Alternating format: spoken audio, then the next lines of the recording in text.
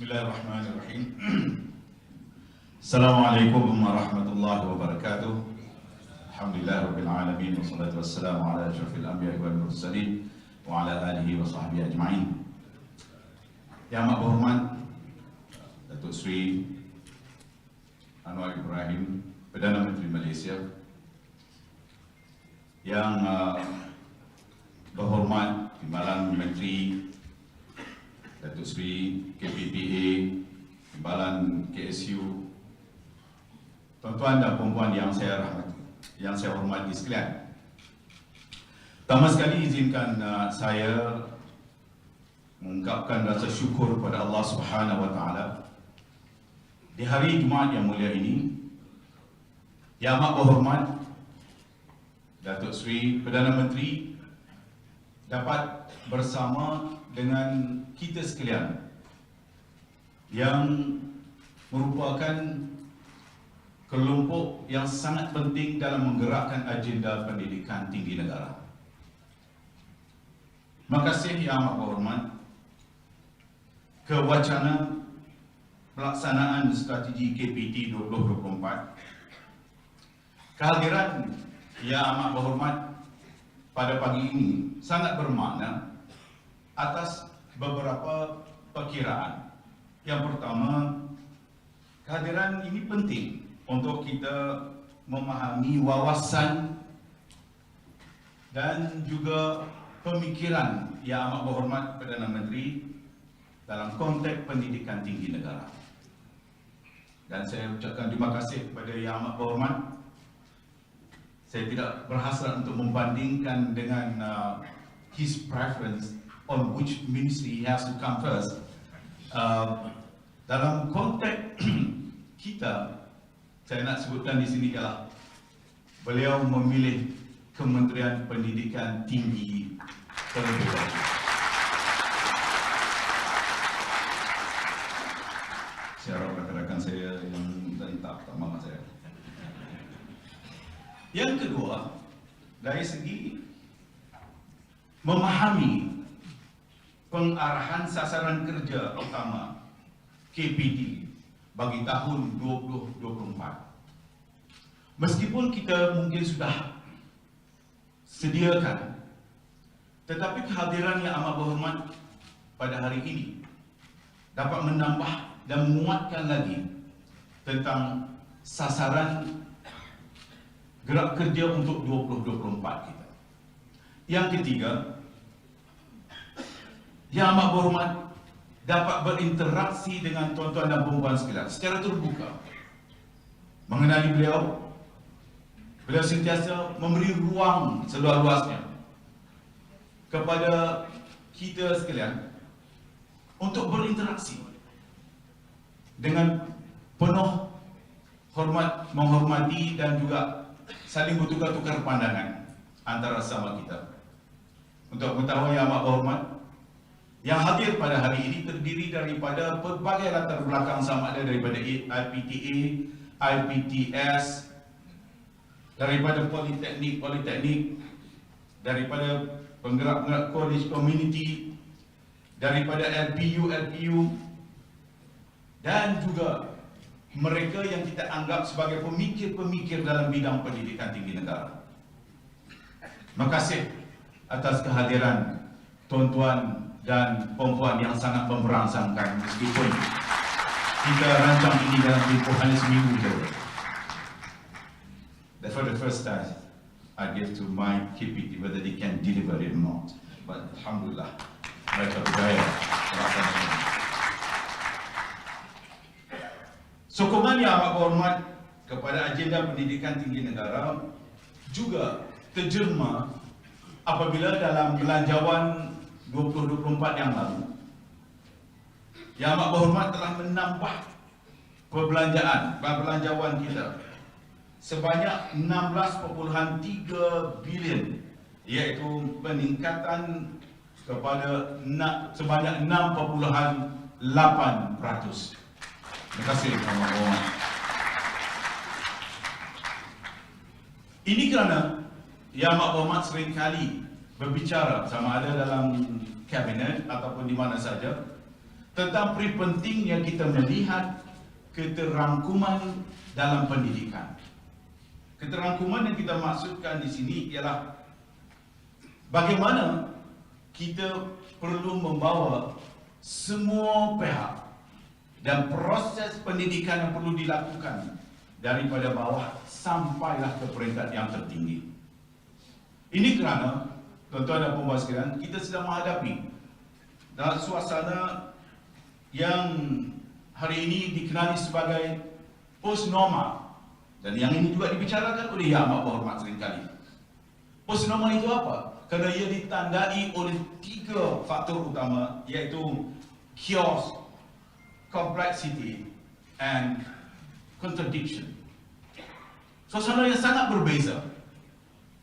Maka disinilah perlunya kita membuat persiapan-persiapan awal dalam kita menghadapi tantangan masa kini dan masa depan. Dalam konteks yang sama, kita juga melihat, mendengar apa yang disuarakan oleh Yang Amat Berhormat Perdana Menteri kita tentang wawasan Malaysia Madaninya. Kalau berbicara di mana-mana pun. Dan hari ini, sekali lagi kita ingin mendengar tentang bicara Malaysia Madaninya dalam konteks pendidikan tinggi negara. Kerana ini sangat penting untuk kita semua benar-benar menghadap apa yang dimaksudkan Malaysia Madani, wawasan yang dibina ini.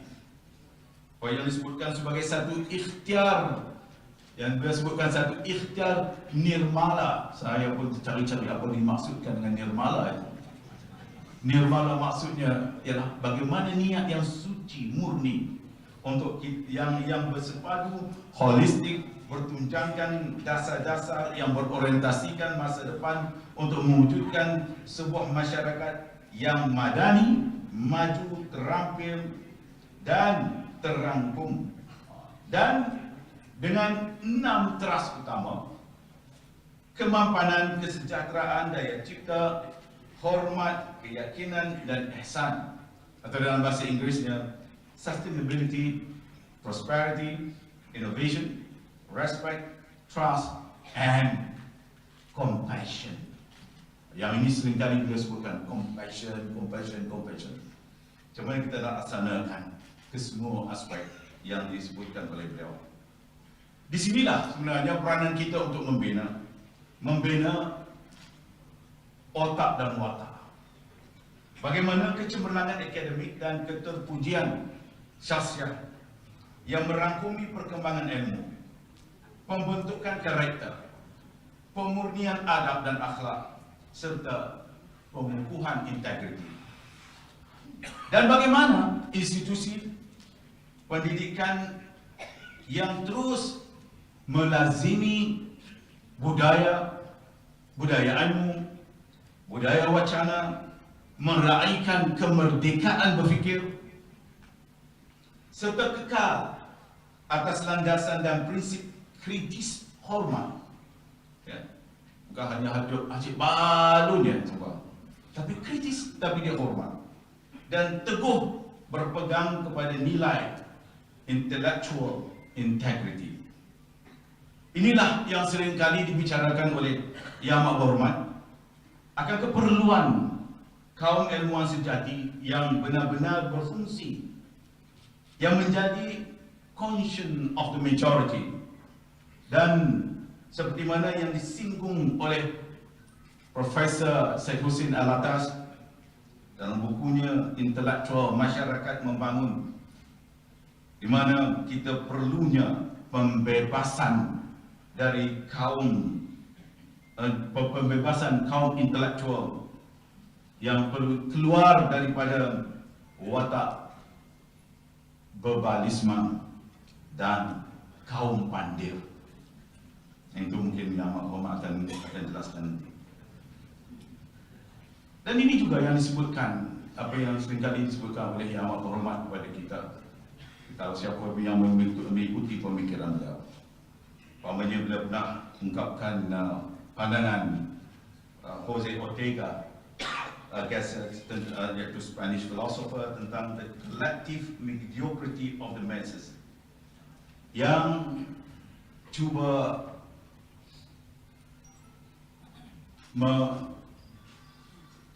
apa disebutkan sebagai imprison free thought. Dan inilah yang perlu kita fikirkan bersama-sama tentang bagaimana kita nak membawa institusi-institusi pendidikan tinggi kita ke mercu kejayaan bersama-sama. Yang Berhormat Datuk Seri, izinkan saya secara ringkasnya berdasarkan kepada beberapa catatan yang berasaskan kepada ucapan-ucapan, perbincangan-perbincangan dan juga perkara yang dibincangkan oleh Yang Amat Berhormat bersama saya secara langsung dan tidak langsung, akan beberapa keprihatinan beliau untuk melihat satu perubahan dalam sistem pendidikan tinggi negara. Antaranya ialah pengajian tinggi harus melihat dinamika perubahan di hadapan kita. Dunia yang sudah berubah dengan pantas, dengan ada yang mengatakan perubahan berasaskan kepada 6C dalam konteks the architecture of global economy yang ditandai oleh 6C itu, iaitu COVID-like pandemic, cognitive technology dan AI, crypto, cyber security, climate and carbon, and some people tend to put another C, that is China. It's not negative. It's the rise of the new power. Yang kedua, iaitu Yang Amat Berhormat seringkali menekankan tentang aspek bagaimana kita nak menghadapi suasana baru ini, iaitu cabaran AI. Persiapan di peringkat universiti, sudahkah kita bersedia menyediakan satu prasarana yang baik dalam konteks AI? Kerana AI ini merupakan penentu survival masa hadapan dalam konteks pembentukan masyarakat dan ekonomi. Ketiga, Yang Amat Berhormat juga menyentuh tentang soal pentingnya untuk kita melihat TVET, sejauh mana konsep work-based learning sebagai contoh, macam mana kita nak laksanakan secara praktis di peringkat industri-industri yang ada di hadapan kita. Yang keempatnya, Yang Amat Berhormat juga pernah menekankan tentang pentingnya mengembalikan Malaysia sebagai education hub, dan di mana peranan kita di situ, dan bagaimana kita tak mampu untuk menarik minat pengajian, bagaimana kita dapat mempersembahkan kualiti pendidikan yang terbaik, bagaimana kita dapat membuktikan bahawa Malaysia membukakan research-based institute yang terbaik. Dan begitu juga dalam konteks kualiti tenaga pengajarnya, profesor-profesor yang hebat ini, apakah mereka masih mampu untuk terus memberikan pengajaran-pengajaran yang terbaik kepada institusi-institusi tersebut, atau hanya sekadar menjadi supervisor kepada idea-idea kerja. Yang seterusnya, Yang Amat Berhormat juga menyentuh tentang kemudahan prasarana di universiti, antaranya ialah asrama-asrama. Termasuklah kalau dalam konteks pendidikan rendah, beliau melihat dalam konteks tandas-tandasnya. Dan itu adalah merupakan antara asas-asas yang sangat penting untuk kita laksanakan. Walaupun kita nampak mudah, tetapi ia bukan yang merupakan satu benda yang senang untuk kita selesaikan. Seterusnya, bagaimana beliau seringkali menyarankan kepada kita akan pentingnya membangunkan satu budaya, satu tradisi intellectual humility, not intellectual arrogance. Dan demikianlah antara beberapa perkara, termasuklah beliau turut menyarankan tentang hal-hal yang berkaitan dengan budaya kesarjanaan, korpus ilmu yang perlu kita bangkitkan, soal bahasa, soal pendidikan dan institut dan college yang perlu punya rohnya. Dan seringkali beliau ungkapkan buku Harry J. Lewis tentang The Excellence Without a Soul. Dan Tuan Yang Amat Berhormat juga yang kita ketahui, the buku terbaru oleh Howard Gardner tentang The Real World of College, buku terbaru yang dikeluarkan tahun lalu, yang juga menyingkap perkara yang sama, iaitu perlu kembali kepada matlamat dan tujuan pendidikan, dan bagaimana institusi-institusi pendidikan tinggi di Amerika yang sedang menghadapi satu masalah yang parah, hilang arah tujuannya dan hilang rohnya. Dan inilah antara perkara yang disebutkan oleh beliau. Saya tidak bahaslah untuk menyampaikan lecture saya secara panjang. Apa yang perlu kita perhatikan hari ini ialah pemikiran-pemikiran dan pandangan-pandangan beliau terhadap pendidikan tinggi negara. Oleh yang demikian, marilah sama-sama kita mendengar wacana bersama Yang Amat Berhormat Perdana Menteri kita tentang pendidikan tinggi 2024 untuk Malaysia. Terima kasih. Wabillahi taufiq wal hidayah. Assalamualaikum warahmatullahi wabarakatuh. Majlis mengucapkan banyak terima kasih kepada Yang Berhormat Senator Datuk Seri Diraja Dr. Zamri Abdul Kadir di atas ucapan aluan sebentar tadi.